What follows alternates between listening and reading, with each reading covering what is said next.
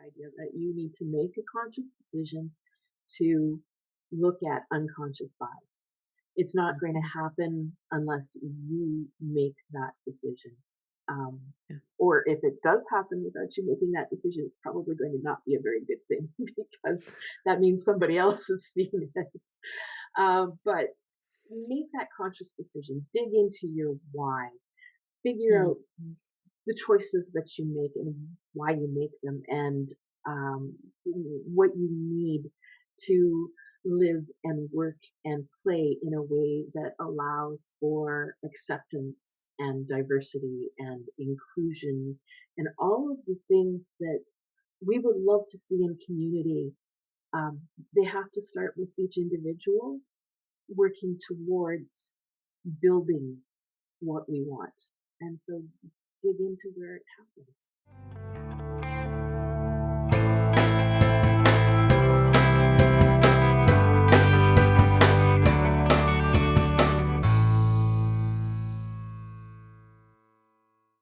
Hi, everyone. Welcome back to the In the Lead show. My name is Jennifer Sang, and this is episode number 14. In today's episode, I talked to Drea, who is somebody that I met over the last year on Twitter, and she always has such a great perspective on so many different topics around leadership. So I'm delighted that she's able to join us today. But we want to really uncover unconscious bias in leadership in the conversation today.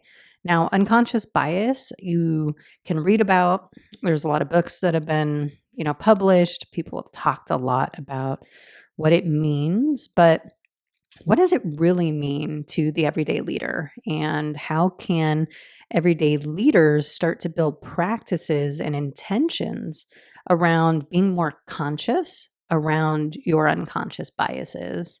So, in the conversation today with Drea, she to give you a little bit more background about who she is.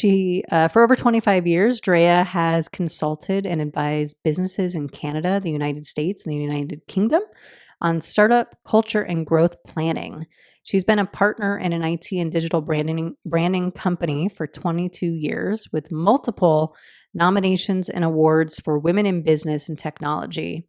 She has over 30 years of board leadership in the nonprofit sector. Seeing a gap in current needs, Drea was one of the principal developers of a transition program for autistic youth to train into IT sector employment. Her passion for inclusion stems from personal experience and has included advocacy in education, employment, and community. Today's conversation was definitely eye-opening for me, and I love some of the tips that Drea has for how we can start uncovering our own unconscious biases and start to examine how it might be impacting our families, communities, and the workplace, and most importantly, culture within the workplace, and how each of us can have an impact by just staying a little curious, noticing more, embracing our biases and understanding them more deeply so that we can be more inclusive, so that we can be a place where we cultivate that belonging.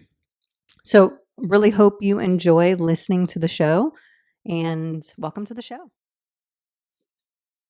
Welcome back to the In the Lead show. My name is Jennifer Sang, and I'm here today with Drea to talk about unconscious bias. So, welcome to the show, Drea. Andrea, either is okay. Thank you very much for having me here today. I am really looking forward to digging into this conversation. As am I. So, Drea and I met on Twitter over the last year. We participate in a number of different chats, and she is active in our leaders chat community as well. I always love your insights, and your thoughts always seem to be really in well alignment with what I'm thinking. So, of course, I was like, I should bring her on the show one day. So I'm glad we're able to work this out. And coincidentally, it's lining up with our leaders chat topic for this week, which is about unconscious bias in leadership.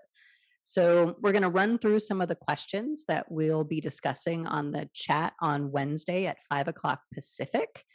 But before we do any of that, Drea, give the listeners some context. Who are you and what should we know about you? Well, I am currently in an opportunity, contract opportunity where I get to work with people who have developmental disabilities, which is a really, really exciting position to be in, especially when you talk about bias, because we run into a lot of that within the community. I'm also a business owner. I have had a tech business for well over 20 years, and I am a community leader. I spend a lot of time with nonprofit organizations, working on their board of directors, and volunteering my time with a lot of them. So those are some of the things that I do to keep myself occupied. You sound very busy, and that's awesome. Great work that you're doing in the community. And yeah, you mentioned there's a lot of unconscious bias in that community. So maybe that will be a good segue into our first question, which is what does unconscious bias mean? Well, by definition, an unconscious bias is a learned attitude, but I tend to think of it along the lines of cultural, community, familial influences that create our perceptions and preconceptions and assumptive reasonings. So those are the things that we carry forward and face out in our community that we have had uh, influence us in how we make our choices, our vision to what's out there. Yeah. Yeah. And how do you see those unconscious biases coming up in different communities? Um, I- in different communities, people believe people believe or see that, say, someone with a disability is not going to be capable based on a perception. Even more difficult in the community where there are invisible disabilities. We look frequently at people and make an assumptive stance without knowing exactly who this person is and what they do. One of my biggest examples is people who don't make eye contact.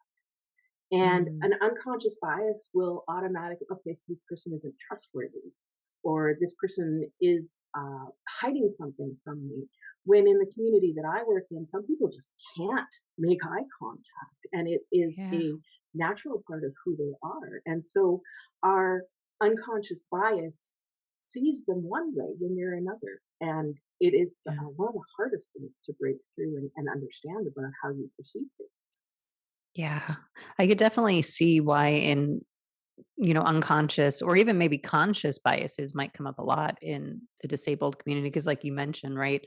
Certain certain groups of people, like you said, might not make eye contact or might be uncomfortable, have anxiety, maybe can't stay present. Yeah. And people might think like, oh, well, what's wrong with them? Or, oh, they Yeah. must not like me, or oh, they must not, be able to have a conversation because they can't, Right. engage with me. So that Absolutely. yeah, I could see that happening a lot, and definitely working in the tech industry for many years. I've definitely come across all kinds of different people, and it's great. And I've definitely seen a lot of unconscious bias, and even some conscious bias. I would say Oh, there's yeah, making those yeah. assumptions In the about tech community, yeah. yeah, But it's interesting to see in the tech community as well, though, that there tends to be, depending on where you go, a little bit more acceptance as well. So some of mhm, those unconscious biases are a little overridden based on ability, which is yeah, something that um, we would like to see a lot more of happening, yeah. especially in the employment. Yeah. Yeah, that is true. I mean, a lot of, software engineers, I mean, yeah, if you have, skills in a certain area, yeah, that might be overlooked, right? Some of maybe the social things that people look Yeah, for that indicate like, oh, you have these abilities, but if you have a skill in another area that kind of supersedes that, people tend to go, okay, well, you know, that's just yeah. Bob. Just, you know, um, but yeah, I mean, I could see how, even unconscious bias in everything, everywhere. I mean, not even just in tech or in the workplace, but even I observe it a lot actually. Like I love the supermarket. Mhm. such a fascinating place to me because there's so much going on.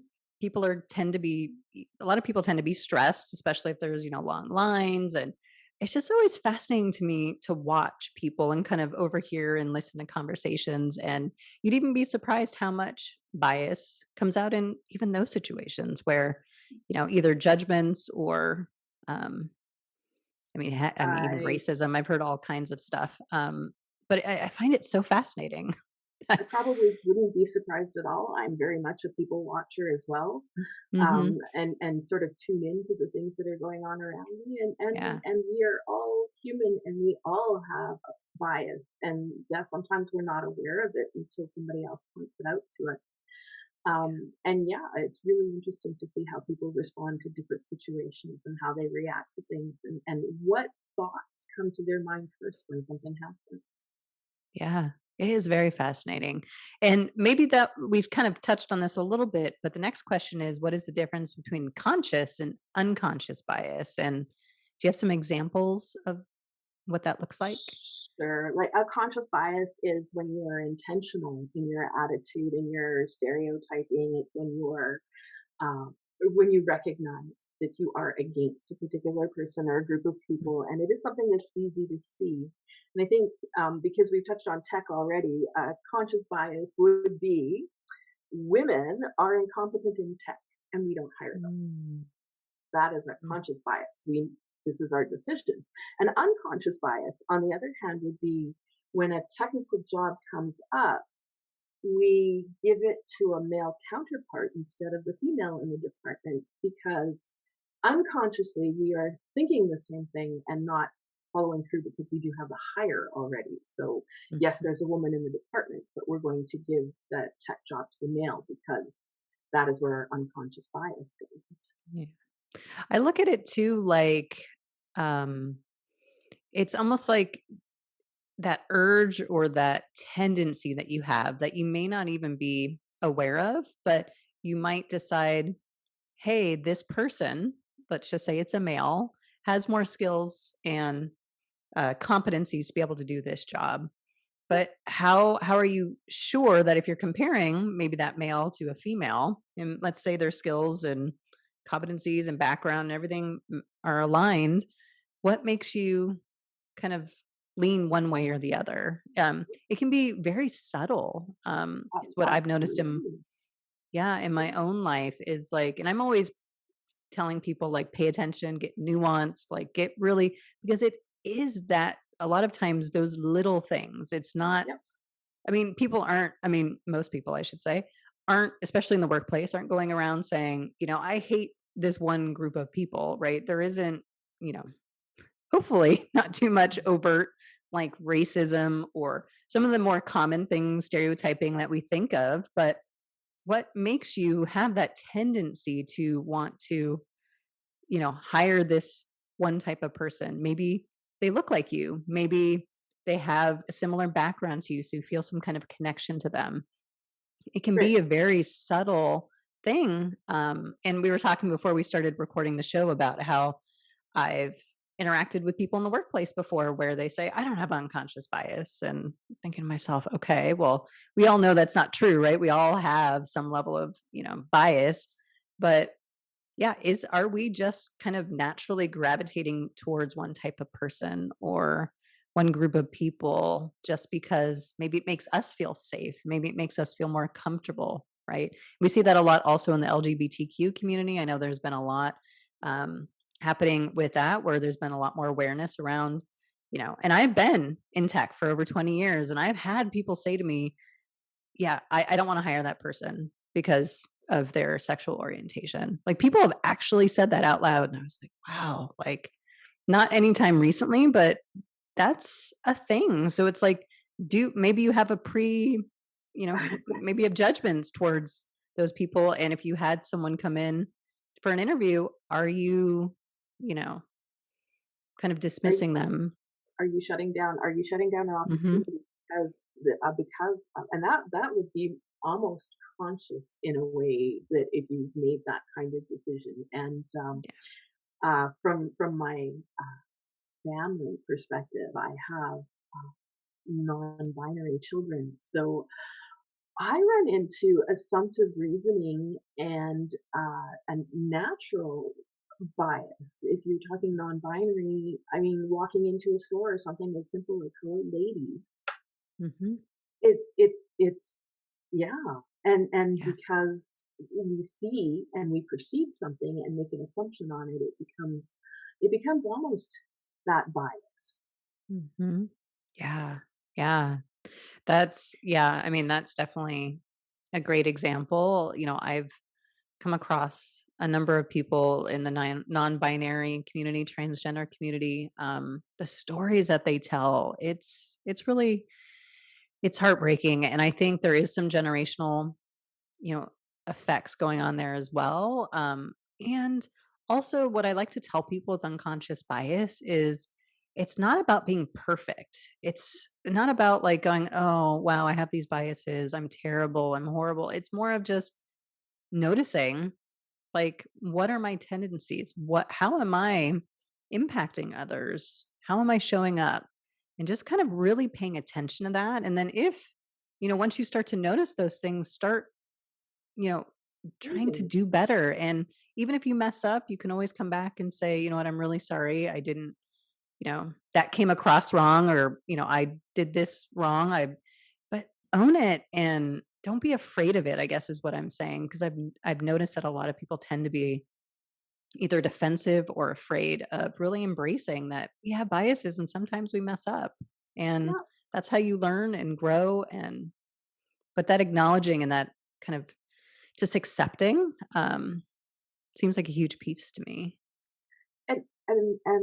okay, so that leads me to maybe a little bit of a story because when I am driving, quite often with one of my non-binary children, and somebody does something, and my automatic reaction is, of course, or he or she, and I get Mm, that nudge. How do you know? mm, And you're right. I don't know, and my bias is showing mhm. in that case, and I need Yeah, to check it. And it's yeah, okay to make those errors and to just correct it and move on and admit that, you know what, we are very human in how we mhm, perceive things, and those yeah, biases influence us, and they're a hard shift. mhm, And so, yeah, just check it and go. yep. And the gender bias is a big one. I think I posted this on Twitter recently, but it's something that I've actually felt for a really long time. And I'm not like Southern and I'm not like, I wasn't raised in that era, but the whole sir, ma'am thing to me has always been kind of it's always rubbed me the wrong way because I've had friends, I've just witnessed it out in public where people will identify people incorrectly. And I just thought, wow, like I don't even think people I realize it. And I think it's just something that maybe people do automatically because hey, you were taught that as a kid, you Yep, address everybody. But I've always thought like, wow, like we don't we don't have to do that. Like we could just say, "Hey, how are you doing?" Like you don't have to refer to somebody as like you're almost imposing your bias on somebody else by calling them sir, correct. ma'am, Yeah, he, she. Um, yeah. it's I don't know, I've never really understood it personally. But Um, it's a great thing to dig into because it's one of the ones where it's easier to see where your yeah. bias is. So, as an example, that is one that works really, really well. How do we shift that? How do we make Mm, that shift? mhm, And yeah, that it's like yeah. 100%. Yes, I am making an assumption that is my bias. Let's change it. Yeah. I mean, so that's a perfect example, right, with your children giving you those nudges, saying even the small things, right? Yep, Like how we are labeling people. That was a great question your kids asked. How do you know? yep, And that would might be a good question to even ask yourself if you're working on just getting more curious with yourself, is if you see yourself going in a certain direction or having that tendency to say something, to say, how do you know that's true? yep. What tells you that that's true? What's feeding this information? Why? Why Yeah. is always a big one for me. Why am I making this decision? Hmm. Why have I perceived this way? Do I need Yeah. to look at that perception and maybe Hmm. adjust it? And Hmm. it's okay to not adjust it if you realize that there's a bias there and you're comfortable with it. Um, Hmm. There's a lot of people who will stay in their bias because that's where their comfort is. But to grow, you really Yeah. have to step out of that and get uncomfortable with how you feel about things. Yes. Amen. Yeah, you don't grow in the comfort zone for sure. Right. You got to step out and challenge yourself. And that might be a great way, find these little things to challenge yourself every day to say, challenge your assumptions and your biases that might be coming up. Um, it might be uncomfortable, but yeah, I mean, that's the only way, right? That we're going to have more inclusive, more supportive, more of the sense of belonging. Because what it always says to me is when someone dismisses like my feelings or who I am, is it feels like, okay, I don't matter. Like I don't matter to you. You don't care that maybe you just called me sir, right? Maybe a woman was called sir and you don't even acknowledge it. And it's like, wow, like that was a really big assumption that you made there. I mean, for some people, I've been told it's traumatizing to them to, it's not just a benign, like innocent, oh, haha, you just called me sir. Like, I've had friends who've said, no, like it's horrifying to be labeled like that. So I think we could all kind of challenge ourselves a little bit more to notice those things. Um, no, that's Stop for great. a minute. Stop for a minute and check. Yeah. It doesn't take a Yeah. lot. Your world Mm, is not going to fall apart when you slow it down just a touch so that you can make sure that you are treating people with the same respect that you want. yeah. No, that's so true. And the next question is, how can unconscious bias affect the impact a leader in an organization wants to have? I mean, whether positive or negative, but from a leadership standpoint, how do you see that? Um, so when you have an unconscious bias, there will be a tendency that you probably aren't even aware of to reject people, to make assumptions regarding competencies, to not not be able to actually determine skill sets because you have already closed the door on an opportunity based on your bias. Hmm. Um, when you have an unconscious bias, you are not providing equity within your environment because you are automatically rating people, Mm, subjects, things. And so, in order to get past that, you have to examine the biases that you have and how they influence the decisions that you make and the choices that you do. yeah. Yeah. Because as a leader, right, someone in a leadership position, I should say that because Tom Reed always says, don't call them leaders, they're people in leadership positions. So people in leadership positions, right, have a lot more impact and influence on people on a daily basis because they are the ones dealing with helping drive the culture, Yeah, helping drive pay equity, helping yeah, drive um, who they're promoting within organizations or who they're giving opportunities to. A lot of times it's just opportunities to get more visibility, to yeah. get more more just visibility within the organization that can help and connect people so that they can help unlock doors for them to continue to grow their career. And I would challenge anyone in a leadership position to say, how might I be, how might my unconscious biases be, you know, um, like skewing the perception that I have of certain individuals in the organization. Because again, working in a really large tech company, I've noticed over the years that it's always this certain people who tend to get all of the, projects, visibility, promotions, and it's almost like you can pinpoint it. You're like, okay, there's a certain type of person that people, want to promote and give those chances to. And I just think like, wow, hmm, there's gotta be So, something there.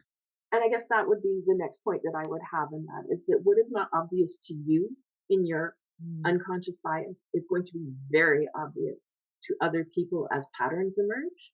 And it yeah. is going to be 100% detrimental to how you are looked at as a leader Mhm. because people are going to see where there are biases and they are going to make their choices based on your bias. And whether that is to leave Mhm. or to elevate problems to another level with someone else. These are all Yeah. things that are going to be affected by you not digging into why you make some of the choices that you do. Yeah, and some of the behaviors I've observed as you were saying this brought up a thought for me was that also our unconscious biases, especially for people in leadership positions, can influence other people's like biases, and it can end up being really toxic. Like if you have Yeah, a couple of people who have like a lot of really strong biases, bring those people together and it can create a really toxic environment. And yeah, then that starts eroding so many things: trust, safety, belonging, yeah, everything. yeah. And There's huge organizational impact when mhm, you are looking at an unconscious bias that's feeding an environment and one that's being fed. So mhm. absolutely, that you could create a really toxic environment. Yeah. Yeah. And the next question I have here is, so I guess this kind of segues nicely into what does unconscious biases, how do they impact organizations, teams, and most importantly for me is psychological safety, because I feel like that's kind of at the foundation of how the organization operates. So how do you see unconscious biases impacting Well, kind and of the I broader think we just sort of organization? touched on that. They could Mhm. lead to things like discrimination. They will lead to inequity. They will absolutely create confirmation biases within groups of people. It can create that clique atmosphere that nobody really wants to have in their business, where certain groups of people are the group of people and everyone else is a fringe to what's going on. The way that we feed each other's unconscious bias would be very Mhm. important in how we look at that as well. But just Mhm. understanding from a leadership perspective, your thought process and what you are doing is going to create the environment, the safety, the equity, the ability for that organization to thrive, or Yeah. it's going to create one that's not going to be a great place to work. You're going to have turnover. You're going to create environments where people make decisions that they're not buying into what you're selling, and they're going to make their decisions Yeah. based on that. Well, and most importantly, with all of this that you're talking about, is people aren't able to bring their whole selves to work. And I mean, I know that in organizations we are constantly talking about that because we want people to bring everything, right? Their strengths, their thoughts, their ideas, and if there's a lot of unconscious bias that's fueling kind of a lack of safety in the organization, people aren't going to feel safe to step forward. People aren't going to feel safe to give an opinion because they're afraid, yeah, like you said, these cliques that might emerge. They might feel like, oh, well, I'm not a part of that. So, they don't really care about what I have to say. Imagine what you might be missing, what information, innovation, conversations, everything that might be missing because people just are feeling like, okay, they don't care what I have to say. I'm not a part of the clique. I'm not, they have biases towards me. I know they don't like the type of person that I am or whatever. Imagine what just you're missing out on. Like to me, it seems like a no brainer. Like, wow, how could we not look at unconscious bias as being kind of underpinning all of this?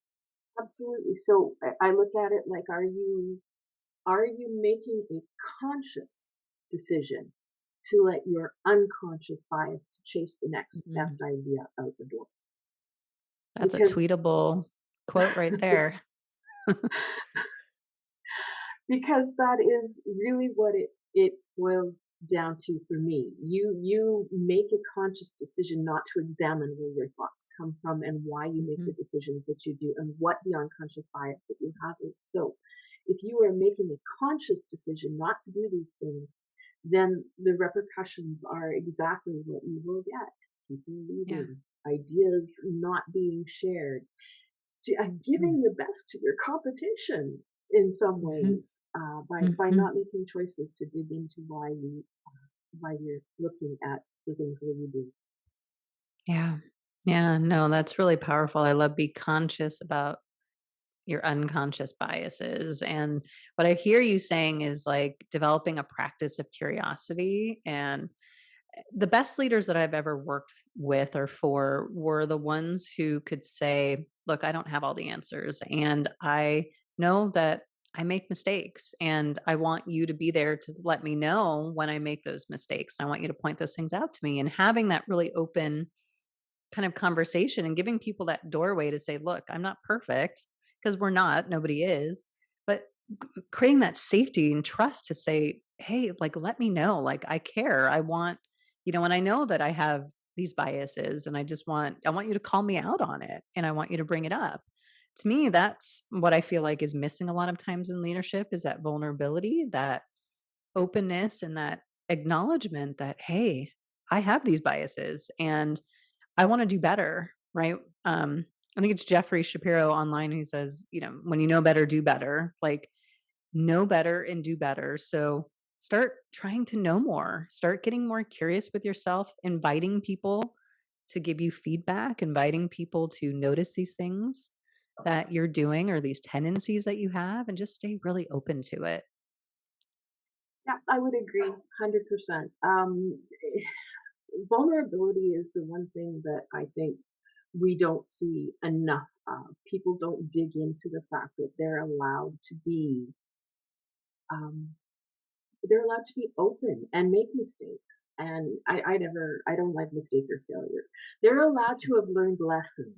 Yes. And those lessons are important, and they're far more important when they are shared than when they Yep. sit within yourself and you try and figure things out. The moment that you start sharing them, you reach a common place with people who often share the same lessons and want to connect over them. And that kind of connection is so empowering. It is Yeah. so fantastic for leaders to be able to give that much and then elevate their their staff or the people that they're Mhm. working with to another level in sharing that. Yeah. What I hear you saying in that is, as we become more conscious of our unconscious biases, we might influence and empower others to also be conscious of their own unconscious biases as well. Um, that's what I was hearing. And also, I think with the vulnerability piece, I think it's getting better. I'm definitely noticing a shift where we're having more conversations, people are being more vulnerable, but I feel like there's an element of safety in that. Like, we almost feel like we need to protect our biases, right? Like, this is how I've always been, this is how I've always seen things. Maybe it's fear of, you know, either being, having something happen to them or challenging their own beliefs, which might cause a lot of internal kind of discomfort. But I feel like the more that we can be vulnerable, it's actually your superpower. It's not a weakness, it's your greatest strength. It's what, like you said, inspires people to not only, inspires them to kind of take a look at themselves and what's going on for them and how their biases might be getting in the way, but then they might be able to then influence and impact, empower someone else to kind of, so it feels like this butterfly or ripple effect that we I love can. the ripple effect. Yeah, but I feel like we get stuck where it's either that fear or vulnerability is tough, but if you can harness it, it's such a powerful strength, um, to be able to sit in vulnerability. Absolutely. I think I think that to be an effective leader, you need to be able to get vulnerable. That is, yes, it's your superpower. It's the way that you can create those connections. And the greatest job a leader has is to lift others into a similar role.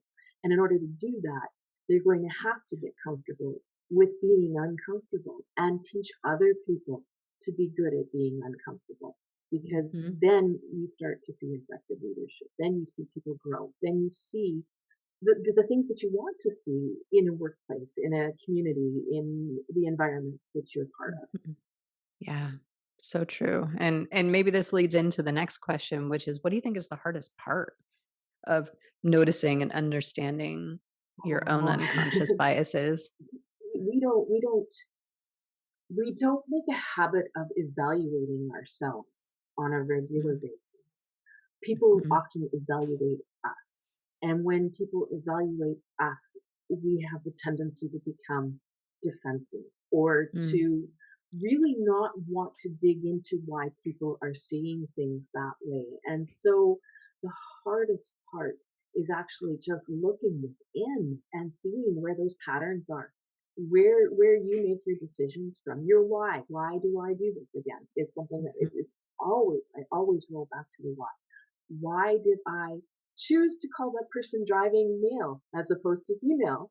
Because Mhm. I wasn't happy with their driving. Was that my bias? Of course it was, right? I Yeah. mean, that's a stereotype. Right. Or, and the little things that you dig into like that. And the second that you start asking why, you have to really examine yourself.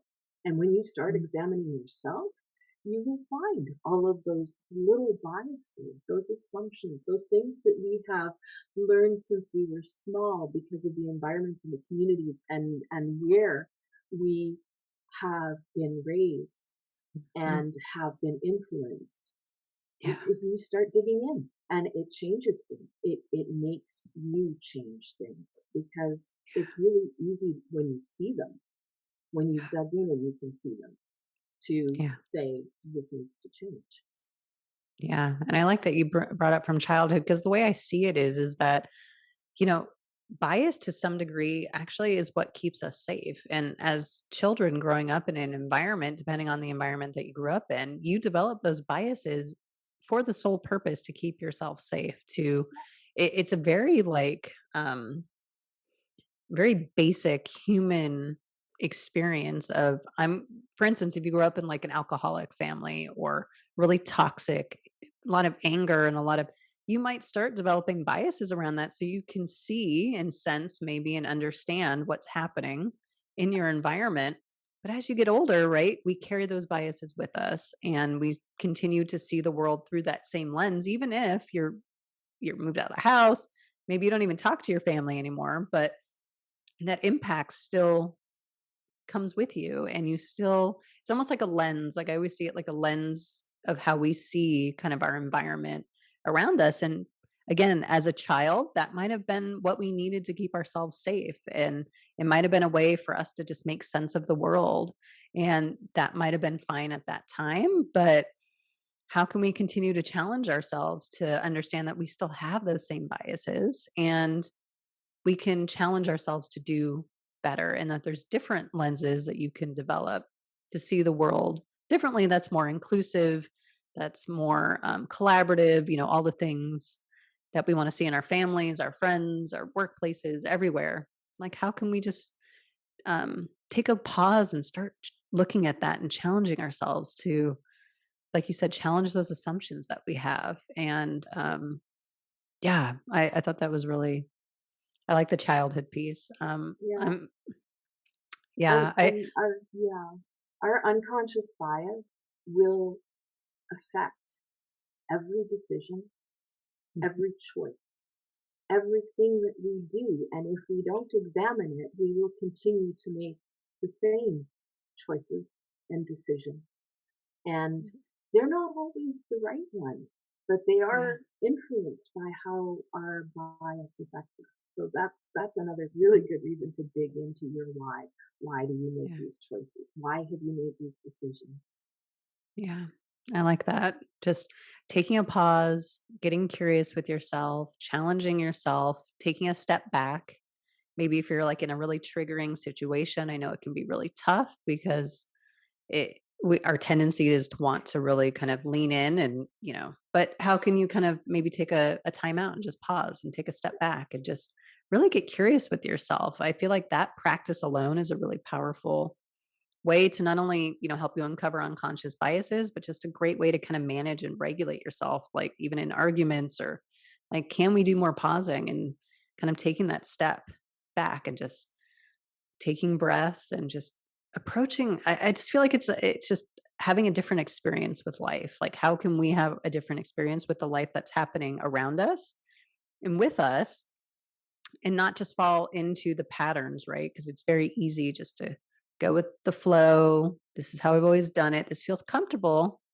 But when we start pausing and noticing and kind of taking those steps back, that's in a way challenging us to kind of break that pattern, break that repetitive nature. Not easy, but It's not so easy. so Yeah. worth it to look at things through a different lens and to find that power of knowing yourself. Mm-hmm. Yeah. So one of the last questions I have on the list for Leaders Chat this week is a quote actually from Ruth Bader Ginsburg that says, "I think unconscious bias is one of the hardest things to get at." I thought that was an interesting quote, and I was just curious your thoughts. Like, what do you think she's referring to there, and what makes it so difficult to get at? Um, and I'm going to roll right back into self-examination is not something that we do comfortably. It is not something that we like to look at ourselves because we don't like to see flaws, Mm-hmm. or things that we do that we know probably aren't right, or um, that discomfort again in stepping out of I'm okay where I am. I'm comfortable. I've made my decisions. Life is good. Everything is working into it could be better if I got a little uncomfortable with what I am doing and really took a look at some of the things that I want to achieve and what is holding me back from getting there. Yeah. And what I'm missing when I don't have access to diverse groups of people and um, all diverse environments and things that we will automatically exclude from our comfort zone because of our unconscious bias. So Mhm. I get that quote. It's not an easy place to be at all, but wow, once you get there, that Mhm. world is so incredible and new things, new people, new ideas, and the whole range and idea of diversity is that there is so much that can feed how you move, what decisions, things that you do as a business, as a leader in life and community, and you can't get open to that unless you're examining the things that restrict it from happening. Yeah.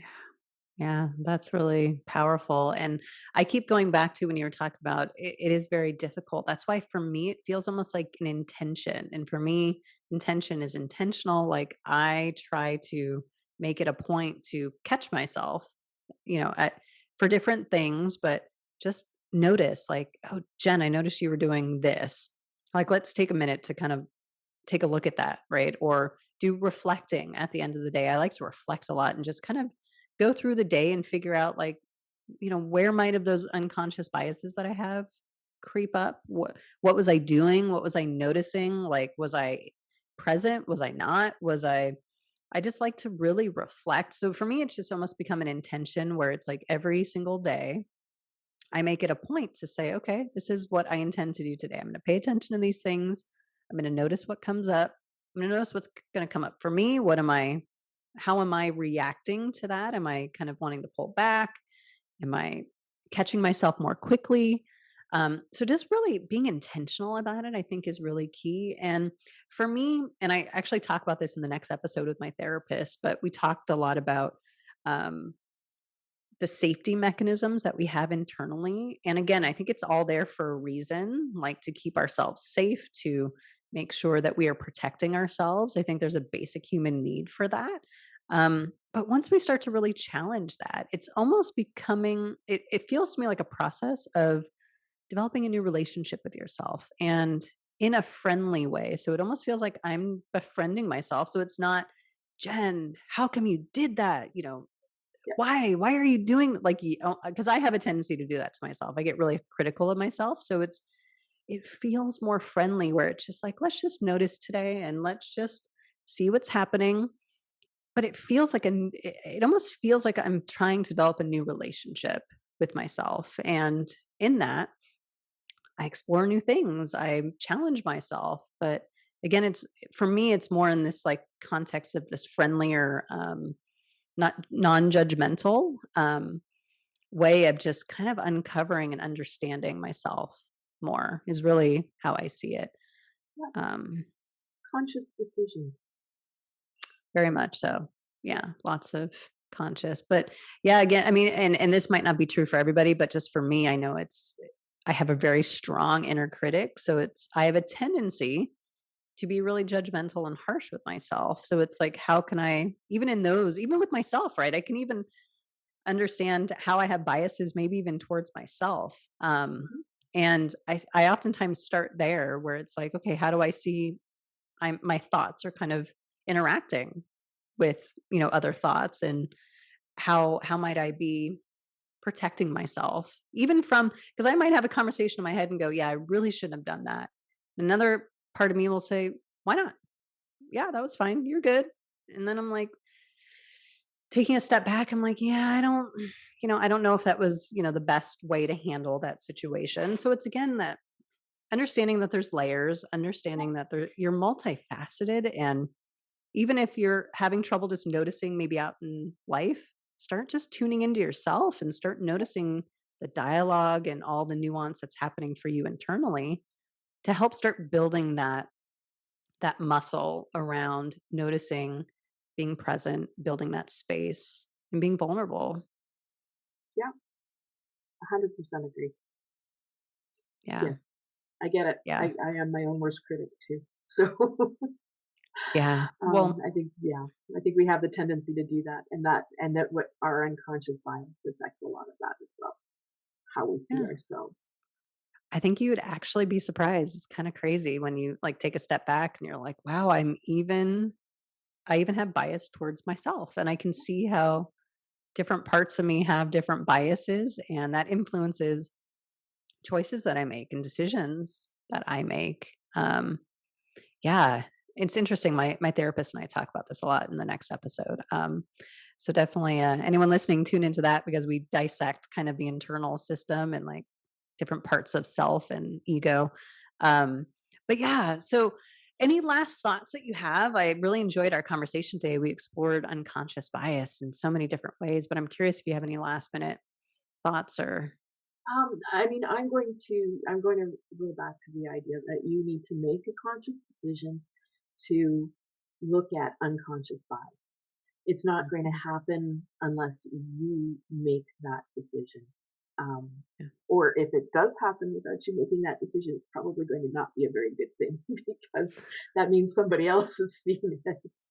But make that conscious decision. Dig into your why. Figure Mm, out the choices that you make and why you make them, and what you need to live and work and play in a way that allows for acceptance and diversity and inclusion and all of the things that we would love to see in community.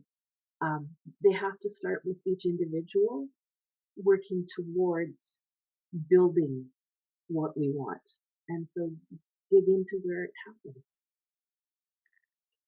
thank you. I think that's the perfect way to end this conversation. I love the message, understand your why, get conscious with the unconscious biases, and um yeah, I think it's so powerful, and just start noticing um how you're showing up. And for me, it's about, like I said earlier, creating intentions and really trying to be intentional about it. Because in the beginning, like you said, it'll be tough and it'll be kind of feel a little awkward. But the more that you do it, just like with anything else, it becomes more like a habit, and you just start kind of noticing more and more. So I really appreciate your time today and having this conversation. It was such a pleasure. I really appreciate you having me, and it was great to touch base on one of the topics that I don't think we dig into anywhere near enough. So thank Yeah. you.